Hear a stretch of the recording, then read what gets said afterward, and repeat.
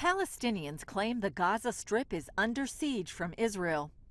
Yes, Israel and Egypt enforce a total blockade to prevent weapons from going to Hamas in that region, but it's far from a siege. It's a little bit complicated, but unfortunately, it's not the border between Swiss and French. Egypt closed its border with the Strip last year, leaving Israel as the sole provider for Gaza.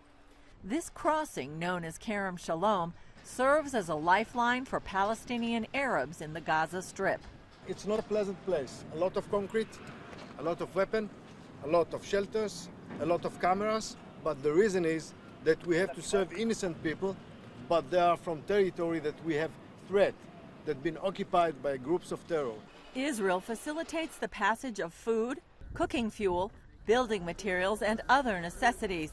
Many Gazans are poor and unemployed, yet Gaza also benefits from this crossing because it can export vegetables, home goods, and scrap metal to Israel and elsewhere.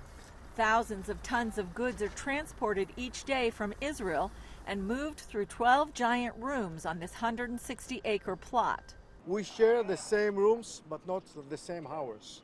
When we finish our procedures, we go outside and allow the Palestinian team that are nearby us take the goods to the Palestinian side. Ami Shaked runs the Kerem Shalom crossing, where both Israelis and Palestinians work but never see each other.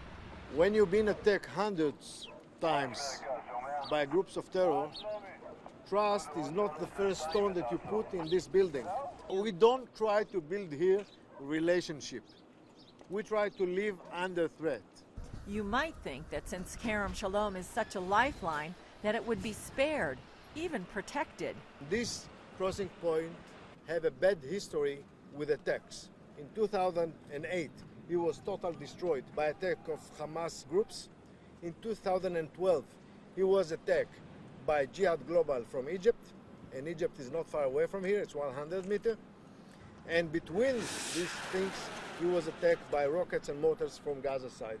In addition to attacks, there must be constant monitoring to prevent smuggling attempts that bolster the enemy. I can tell you that in the last months, we kept here two kinds of important chemicals.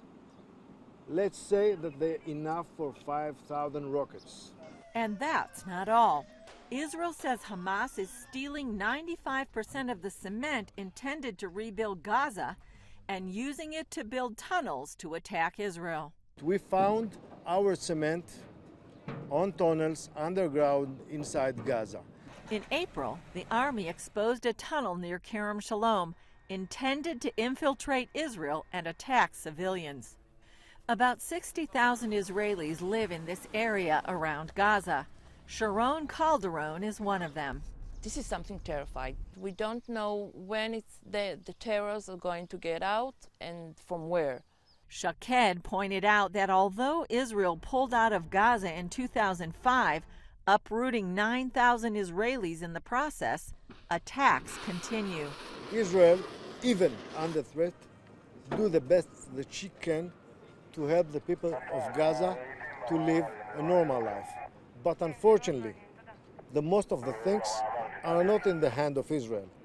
That's why it's important that the international community somehow convinces the Gazans of the need to help themselves. Julie Stahl, CBN News, Kerem Shalom, Israel.